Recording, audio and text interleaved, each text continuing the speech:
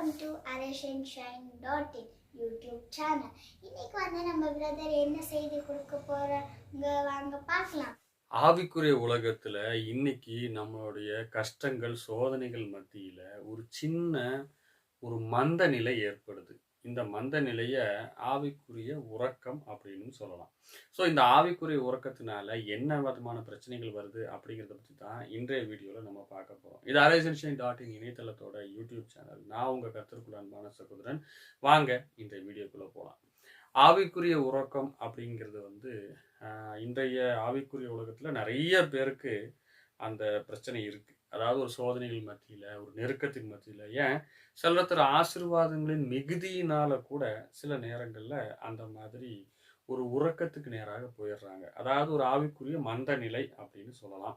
இன்னொன்று ஆவிக்குரிய வாழ்க்கையில பெருசாக இன்ட்ரெஸ்ட் இல்லாத ஒரு சூழ்நிலை. அதே ஜெபம், அதே ஆராதனை, அதே பாடல்கள், அதே பிரசங்கம், என்ன பெரிய இது, ஒரே பைபிள், பெரிய ஒன்றும் வித்தியாசம் ஒன்றும் இல்லை, இவ்வளோதான்ப்பா ஸ்பிரிச்சுவல் லைஃப்னா இவ்வளோதான் அப்படிங்கிற ஒரு ஒரு முடிவான ஒரு நிலைக்கு வந்துடுறாங்க. ஸோ அதிலிருந்து அவங்க அந்த உறக்கத்தை ஸ்டார்ட் பண்ணிடுறாங்க.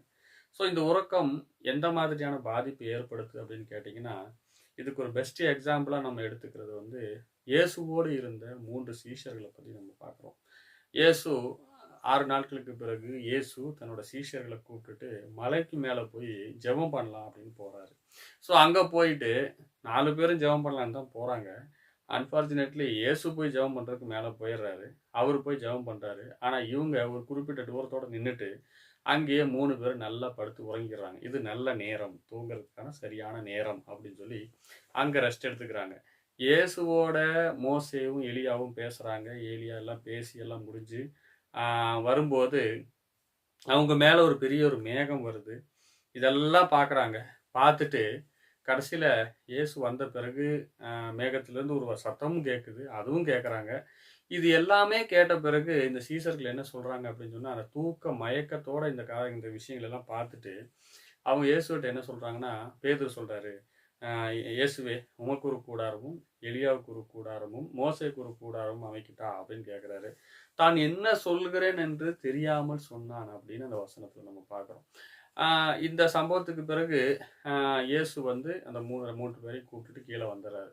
ஸோ இதே நிலைமை தான் நம்மளுக்கு நிறைய பேருக்கு சபைகளில் நடக்குது. நம்மளும் சபைக்கு போகிறோம், பல வருஷமாக போகிறோம், பல காரியங்களாக எல்லா கூட்டங்களையும் அட்டன் பண்ணுறோம். எல்லாமே பெர்ஃபெக்டாக போகிற மாதிரி நம்மளுக்கு தோணுது. ஆனால் ஒருத்தர் நம்மகிட்ட சொல்கிறாங்க, இன்னைக்கு பேசின வார்த்தைகள் என்னோடு பேசிச்சு, இன்னைக்கு பாடின பாடல் என்னை தொட்டுச்சு, எனக்கு ஆவி நிறைவு ஏற்பட்டுச்சு, ஆண்டவர் பரிசுத்த ஆவியினால் நிரப்புனாரு, புதிய வரத்தினால நிரப்புனாரு அப்படின்னு சொல்லும்போது நம்மளுக்கு என்ன நடந்துச்சு அப்படின்னு நம்ம யோசிச்சு பார்த்தா ஒன்றுமே நடக்கலை. ஆனால் இதெல்லாமே நம்ம பார்த்தோம். இயேசுவை பார்த்தோம், மோசேயை பார்த்தோம், எலியாவை பார்த்தோம், மேகத்திலிருந்து சத்தத்தை கேட்டோம், எல்லாமே பண்ணோம். ஆனால் நமக்குள்ள எந்த மாற்றமும் ஏற்படலை. ஆனால் இந்த மாற்றத்துக்குள்ள இருந்த ஜெபிச்ச இயேசுவின் நிலைமையை பாருங்க. இயேசுவுடைய அந்த ட்ரெஸ்ஸு அவ்வளோ ஒயிட்டாக ஷைனிங் ஆகுது, அவருடைய முகம் பிரகாசிக்குது, அவருடைய வார்த்தைகள் வல்லமையுள்ளதாக மாறுது, கீழே போய் உடனே ஒரு அற்புதம் செய்கிறாரு. இந்த அளவுக்கு அவர் பவர் ஆயிடுறாரு. ஆனால் இந்த பார்த்துட்டு இருந்த 3 பேரும் வெறும் பார்வையாளர்களாக மட்டும்தான் இருக்கிறாங்களே தவிர அவங்களுக்குள்ள எந்த மாற்றமும் நிகழல. பல சந்தேகங்களை கேட்குறாங்க, வர்றாங்க, அவ்வளோதான். தவிர அவங்களுக்கு தான் என்ன பேசுகிறேனே தெரியாமல் பேசுகிற நிலைமையில பெதட்டுகிற ஒரு அனுபவத்தில் தான் அந்த 3 சீசர்களும் இருந்திருக்காங்க. அதுக்கு பெஸ்ட் எக்ஸாம்பிள் தான் பேதுரு கேட்குற அந்த கேள்வி. இந்த நிலைமையில இந்த 3 பேரை திரும்பியும் ஆண்டவர் மரணத்திற்கு முன்பாக ஜெபிக்கும்படி ஆண்டவர் கூட்டு போறாரு. அதுவும் ஒரு மலை தான். அங்கேயும் ஜெபிக்க கூட்டு போறாரு. அங்கேயும் இதே பசங்க 3 பேரும் நல்லா தூங்குறாங்க. தூங்கின பிறகு இயேசு 2 முறை எழுப்புறாரு. எழுப்பியும் நீங்க 1 மணி நேரமாவது என் கூட விழித்திருந்து ஜெபிக்க கூடாதா, சோதனையில் அகப்படாதபடிக்கு என் கூட விழித்திருந்து ஜெபிக்க கூடாதா அப்படின்னு கேட்குறாரு.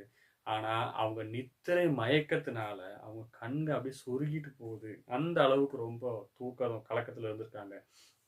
ஸோ இந்த ஜெபத்தின் மூலமாக இயேசு தன்னுடைய பாடுகளுக்கு, தன்னுடைய சோதனைகளுக்கு தேவையான பலத்தை பெற்றுகிறாரு. ஆனா சோதனை நேரத்துல இந்த 3 சீஷர்களும் இல்ல, மத்த எல்லா சீஷர்களுமே இயேசுவை விட்டு ஓடி போயிடுறாங்க. அதுல இருந்த பேதுரு ஒருத்தர் இயேசுவை தெரியவே தெரியாதுன்னு சத்தியம் பண்ணி சொல்ற அளவுக்கு சோதனையில விழுந்து பிறழ்றாரு. அந்த அளவுக்கு அவர் சோர்ந்து போயிடுறாரு. ஸோ இந்த மாதிரி ஒரு சிக்கலை தான் நமக்கு இந்த ஆவிக்குரிய உறக்கம் அப்படிங்கிறது தருது. ஸோ இந்த ஆவிக்குரிய உறக்கம் வரும்போது நம்ம எதுவுமே நடக்காத மாதிரி இருக்கும். எல்லாமே பெர்ஃபெக்டா போற மாதிரி இருக்கும். ஸ்பிரிச்சுவல் லைஃப்ல நான் ஒன்றும் சோர்ந்தெல்லாம் நான் பின்மாற்றத்துக்கெல்லாம் போலியே.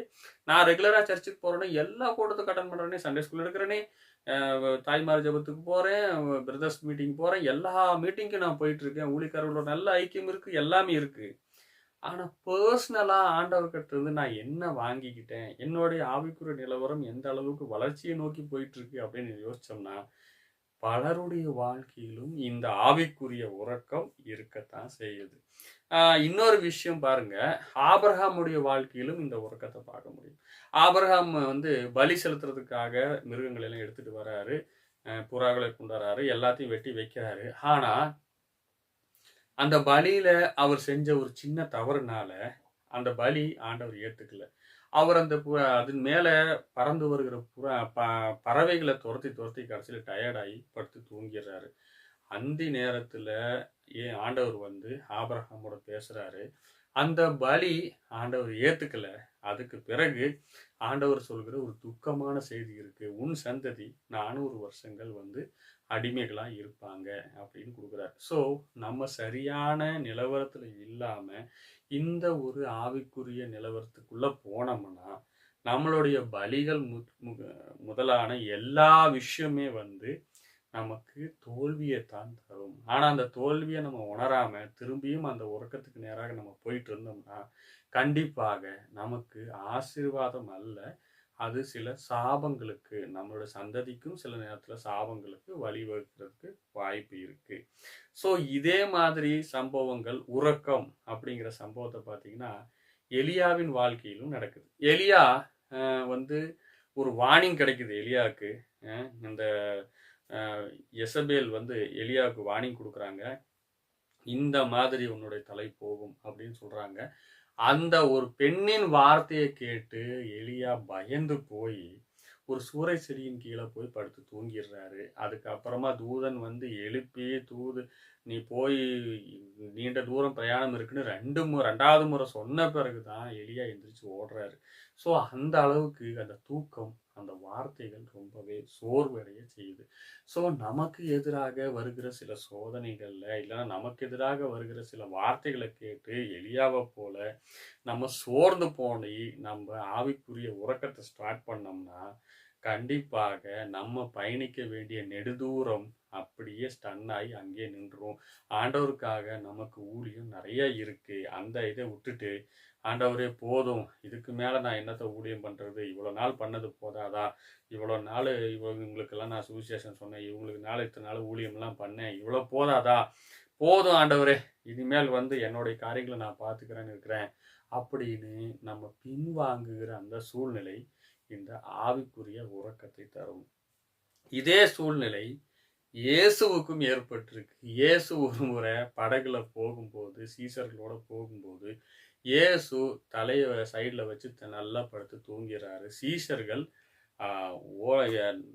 அலைகள்னாலும் திரைகள்னாலும் கஷ்டப்பட்டு இயேசுவை, ஐயரே நாங்கள் மடிந்து போகிறது உங்களுக்கு தெரியலையா அப்படின்னு சொல்லி தட்டி எழுப்ப வேண்டி இருக்கு இயேசுவை. ஸோ இயேசு ஏன் அங்க தூங்குனாரு அப்படின்னு கேட்டா, இயேசு பின்மாட்டத்துல போயிட்டாரா, இல்லைன்னா இயேசு பின்னாடி பின்வாங்கி போயிட்டாரா, ஆவிக்குரிய வீழ்ச்சி அடைஞ்சிட்டாரா அப்படின்னு கேட்டீங்கன்னா கிடையாது. இயேசு அங்க யாருமே கூட சரியான ஒரு பேச்சுவார்த்தை இல்லாதனால இயேசு தூங்கியிருக்கலாம். இது என்னுடைய ஒரு அசம்ஷன் தான். அது அப்படித்தான் இருக்கும் அப்படின்னு நான் சொல்ல வரல. ஆனா மேபி சீஷர்கள் எல்லாருமே சேர்ந்து அவங்க தாங்களாக பேசிக்கொண்டு இருந்திருக்கலாம். அதே மாதிரி பேதுரு போன்ற ஆட்கள் எல்லாம் மீனவர்கள் அப்படிங்கிறதுனால கடல் எங்களுக்கு நல்லா தெரிஞ்சது அப்படின்னு சொல்லி அந்த கடல்ல செய்த சாகசங்களை பற்றியும் தங்களுடைய தொழில இருந்த பெரிய பெரிய காரியங்களை பற்றியும் தாங்கள் அடைந்த பெரிய வெற்றிகளை பற்றியும் தாங்களுக்குள்ள பேசி இருந்திருக்கலாமே தவிர இயேசுவே அதில் இன்வால்வ் பண்ணாமல் போன உடனே இமீடியட்டாக இயேசு போய் சைடில் என்னத்தையோ பேசிட்டு போங்கடான்னு சொல்லி சைடில் போய் படுத்து தூங்கியிருக்கலாம். இந்த நிலை நமக்கு வரக்கூடாது. நம்ம ஆண்டவரை இன்வால்வ் பண்ணாமல் செய்யக்கூடிய விஷயங்கள், இந்த விஷயத்துக்கெல்லாம் போய் ஜெபம் பண்ணுவாங்களா, இந்த விஷயத்துக்கெல்லாம் போய் தேவாலோசனை கேட்பாங்களா, இல்லைனா இதுக்கு நம்ம ஆளுங்களே போதுமே, நல்ல அனுபவமான ஸ்பிரிச்சுவலான ஆட்கள் எல்லாம் இருக்கிறாங்க, அவங்க சொல்றதே இதுக்கு போதுமானது, இதுக்கெல்லாம் உட்காந்து ஜெபம் பண்ணி நேரத்தை போக்க வேண்டிய அவசியம் என்ன, இல்லைனா ஒரு லோனை போட்டால் வேலை முடிஞ்சிச்சு அப்படின்னு சொல்லி சிம்பிளாக முடிச்சிடலாம் அப்படின்னு நிறைய விஷயங்கள் எடுக்கிற தீர்மானங்கள் சில நேரங்களில் ஆண்டவரை நம்ம மட்டுப்படுத்துகிறவர்களா மாறுறோம். ஆண்டவரை உறங்குறதுக்கு நம்ம வழிவகை செய்கிறவர்களாக மாறுகிறோம். இதனால என்ன நடக்குது அப்படின்னு கேட்டிங்கன்னா, இம்மிடியட்டாக ஆண்டவர் மௌனம் ஆயிடுறாரு. ஆண்டவர் நம்மளுடைய வாழ்க்கையில் நம்மளுடைய காரியங்களுக்கு ஆண்டவர் உறக்கத்தை கொடுத்துட்றாரு. சைலண்ட்டாக அவர் போய் அமைதியாக படுத்துடுறாரு. ஸோ ஆண்டவர் சைலண்ட் ஆகும்போது நம்மளுடைய சரௌண்டிங் அல்லது நம்மளுடைய சூழ்நிலைகள் எல்லாமே வயலண்ட் ஆகிருது. இம்மீடியட்டாக நம்ம எப்படியாவது அழிக்கணும் அப்படின்னு முயற்சி பண்ணுது. ஆனால் படகுல இயேசு இருக்காரு, இயேசு உறங்குறாரு. ஆனால் அவரை தட்டி எழுப்புறதுக்கு நம்ம தாமதிக்கும் ஒவ்வொரு நிமிடமும் ஒவ்வொரு நொடிகளும் நம்மளை மரணம் அடுத்து நெருங்கி கொண்டு இருக்கிறது அப்படிங்கிறத நம்ம மறக்கக்கூடாது. ஸோ எந்த சூழ்நிலையிலும் எந்த சந்தர்ப்பத்திலும் இயேசு நம்மளோடு இருக்காரா, இயேசுவோடு நான் அந்த கான்டாக்ட் கரெக்டாக இருக்கா, இயேசுவோடு இருக்கிற அந்த பேச்சுவார்த்தை, இயேசுவோடு இருக்கிற அந்த உறவு சரியாக இருக்கிறதா அப்படின்னு நம்ம பார்த்துக்கிட்டோம்னா இயேசு நம்மளுடைய காரியங்களை விழிப்பாய் இருப்பார். இஸ்ரவேலை காக்கிறவர் உறங்குறதும் இல்லை தூங்குறதும் இல்லை அப்படிங்கிற அந்த வசனம் கரெக்டாக நிறைவேறும். இல்லாவிட்டால் இயேசு நம்மளுடைய காரியங்கள் இல்லைன்னா தேவன் நம்மளுடைய காரியங்கள்ல அவர் மௌனமாக இருந்து விடுவார். இயேசு யாரையுமே கம்பல் பண்ணி இந்த காரியம் கண்டிப்பா நீ செய்யணும் அப்படின்னு அவர் சொல்றது இல்லை. அதனால அவர் மௌனமாக இருந்து விடுவார். ஸோ இந்த சம்பவத்துக்கு பிறகு இயேசு கேட்கிற ஒரு கேள்வி என்னன்னா, விசுவாசம் எங்கே அப்படின்னு கேட்குறாரு. அற்ப விசுவாசிகளே, உங்க விசுவாசம் எங்க போச்சு, நான் தான் உங்க கூட இருக்கிறேனே அப்படின்னு கேட்குறாரு. ஸோ நான் கூட இருந்தும் உங்களுக்கு விசுவாசம் இல்லைன்னா எப்படி அப்படிங்கிறது தான் அந்த கேள்வியோட ஒரு பொருளாக இருக்கிறது. ஸோ நம்மளோட ஆண்டவர் இருக்கிறாரு, நம்ம ஆண்டவரோடு எப்பவுமே ஐக்கியமா இருக்கணும் அப்படிங்கிறத நம்ம மறக்கும்போது இயேசு நம்மோடு கேட்குற ஒரே விஷயம் என்னன்னா, அற்ப விசுவாசிகளே அப்படின்னு நமக்கு டைட்டில் கொடுத்துட்றாரு. ஸோ இதே சந்தர்ப்பம் மாதிரியே இன்னொரு சந்தர்ப்பம் என்ன அப்படின்னு கேட்டிங்கன்னா, யோனா ஒரு இடத்துல போய் நிம்மதியா தூங்கிடுறாரு. அவர் அந்த தீர்க்க தரிசனம் சொன்ன ஆப்போசிட்ல இருக்கிற அந்த நினைவே ஜனங்கள் அழியறத பார்க்கணும்னு சொல்லி அழகா நிம்மதியா தலைக்கு இது வச்சுட்டு நல்லா படுத்து தூங்கிடுறாரு. ஸோ அந்த தூக்கம் அவருக்கு தோல்வியை தான் தருது. ஏன்னா மற்றவருடைய அழிவுக்காக காத்திருந்த யோனாவின் அந்த எண்ணம் நிறைவேறவே இல்லை. கடைசி வரைக்கும் அவர் கோபமடைந்தவராக தான் இருக்கிறார். சில நேரங்களில் நம்ம ஜெபிக்கிற ஜெபங்கள் நம்மளுடைய காத்திருப்பு மற்றவர்களுடைய அழிவுக்கு நேராக போகுதா, இல்லைன்னா எனக்கு எதிராக செஞ்சுட்டான்ல, இன்னைக்கு நான் பார்த்துட்றேன் அவன் எப்படித்தான் அவன் முன்னேறான், எப்படித்தான் அவன் ஆண்டவருக்குள்ள வந்துடுறான்னு நான் பார்க்குறேன், இல்லை ஆண்டவருமே அப்படி கேட்டுருவாரா, ஏன் நான் இவ்வளோ நாள் ஜெபம் பண்ணதும் இவ்வளோ நாள் ஃபாஸ்டிங் எடுத்ததையும் தவிர்த்து ஆண்டவர் அவனுக்கு ஒரு நன்மையை செஞ்சிருவாரா, பார்த்துருவோம் அப்படின்னு அந்த மனநிலையோடு இருந்தோம்னா அந்த உறக்கம் ஒரு மிகப்பெரிய ஆவிக்குரிய உறக்கமாக மாறிவிடும். அது தேவனுடைய கோபத்தை மட்டும்தான் கிளப்புமே தவிர தேவனுடைய மனதை நாம் கவர்கிறவர்களாக இருக்க முடியாது. ஆண்டவர் என்னதான் யோனாவுக்கு உணர்த்தியும் யோனா கடைசி வரைக்குமே மனம் திரும்பவே இல்லை. மனம் திரும்பாத ஒரு தீர்க்கதரிசியாக தான் யோனாவின் முடிவு அமைகிறது. ஸோ இந்த வரிசையில் இன்னொருத்தர் யார் தூங்குறாரு அப்படின்னு கேட்டிங்கன்னா, பவுல் பிரசங்கம் பண்ணிக்கிட்டு இருக்கும்போது ஒருத்தர் பிரசங்கத்தை கேட்டு உறங்கி கீழே விழுந்து, மாடியிலேருந்து கீழே விழுந்து அவர் இமீடியட்டாக இறந்தும் போயிடுறாரு. ஸோ அவனை இமீடியட்டாக பவுல் வந்து எழுப்பி அவனுக்கு உயிர் கொடுக்குறதையும் நம்ம பார்க்க முடியுது.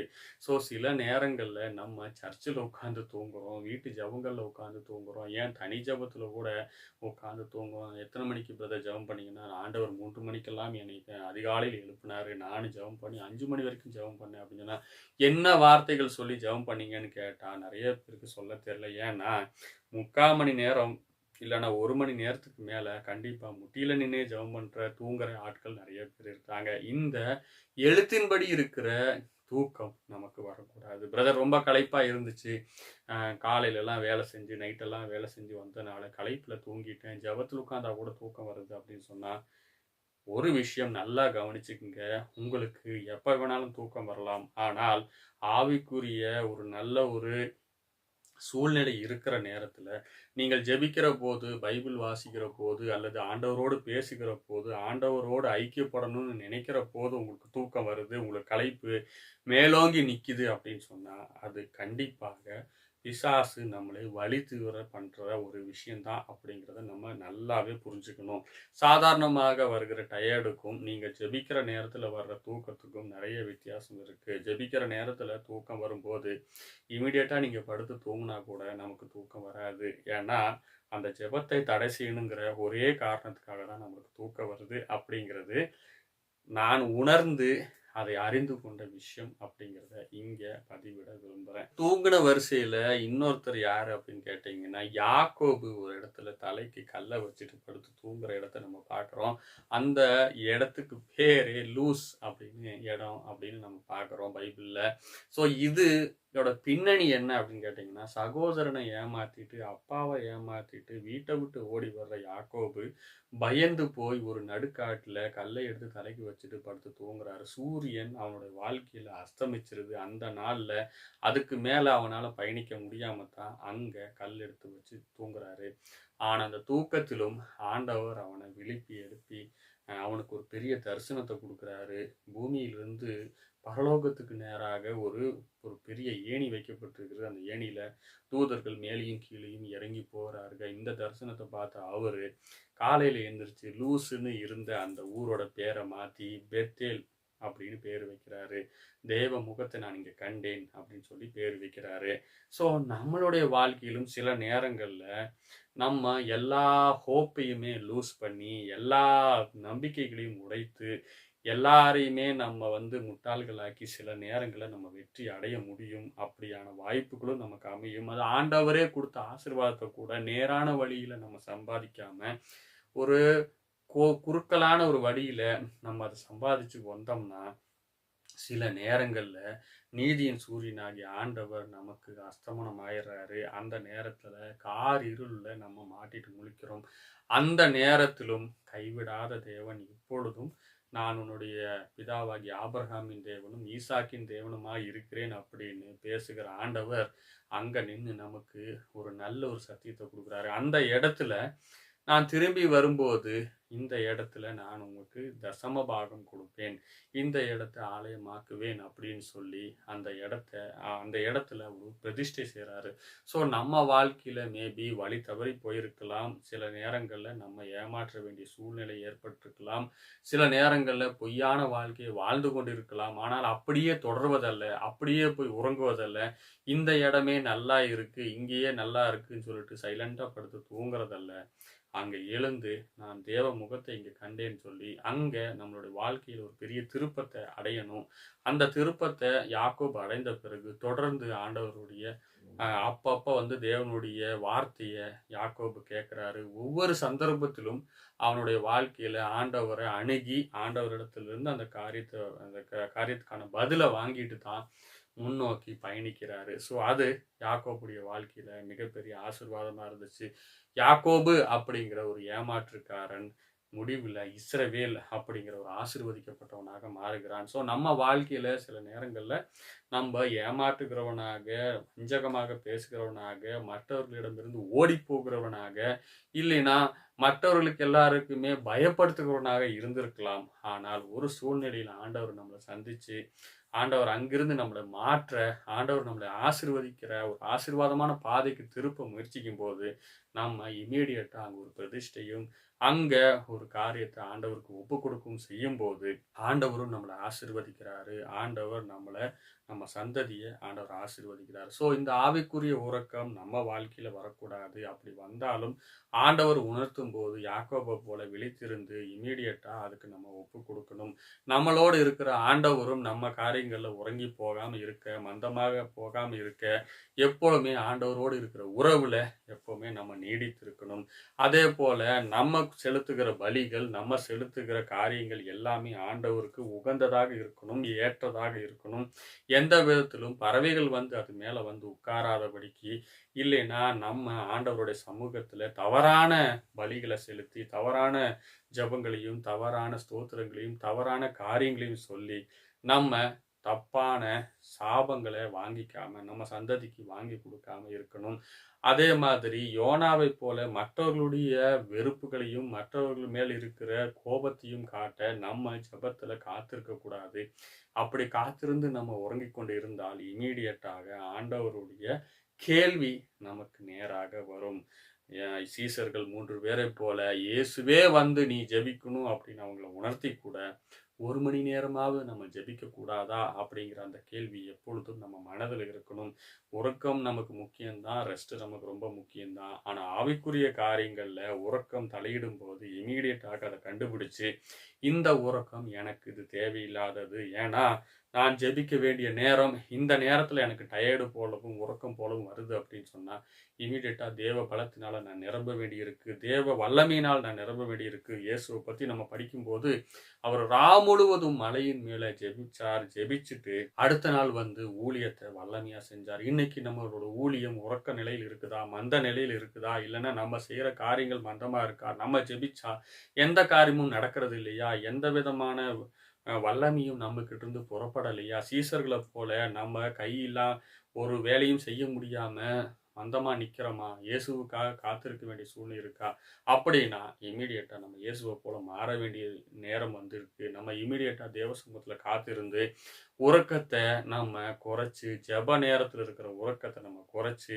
ஜெபத்துக்கான நேரத்தை அதிகப்படுத்த வேண்டியிருக்கு. கர்த்தருக்காக காத்திருக்க வேண்டிய நேரம் அதிகமாக வேண்டிய, கர்த்தருக்காக காத்திருக்கிறவர்கள் புதிய பலனை அடைந்து அவர்கள் ஓடுவார்கள், இளைப்படையாம ஓடுவார்கள் அப்படின்னு நம்ம வாசிக்கிறோம். அந்த வார்த்தையின்படி கர்த்தருக்காக காத்திருந்து புதிய பலனை அடைவோம். ஆவியிலும் ஆத்மாவிலும் சரீரத்திலும் புதிய பலன் அடைந்து நமக்கு மட்டும் இல்லை, நம்மளை சுற்றிலும் இருக்கிறவங்களுக்கும் ஒரு ஆசீர்வாதமாக மாறுவோம். நம் மூலமாக தேவன் செய்ய நினைக்கிற காரியங்கள் பெரியவையா இருக்கு, பயங்கரமா இருக்கு. அந்த காரியங்களை செய்ய அந்த ஆவிக்குரிய உறக்கத்தை விட்டு நம்ம வெளியே வருவோம். இந்த வீடியோ உங்களுக்கு ஆசீர்வாதமா இருந்திருக்கும், பிரயோஜனமா இருந்திருக்கும்னு கர்த்தருக்குள்ள விசுவாசிக்கிறேன். இதே போன்ற வீடியோக்களை பார்க்க araisanshine.in அப்படிங்கிற இந்த யூடியூப் சேனலை சப்ஸ்கிரைப் பண்ணிக்கோங்க. உங்களுக்கு தெரிஞ்ச எல்லாருக்குமே இதை ஷேர் பண்ணுங்க. தேவன் தாமே உங்களோடு கூட இருப்பாராக.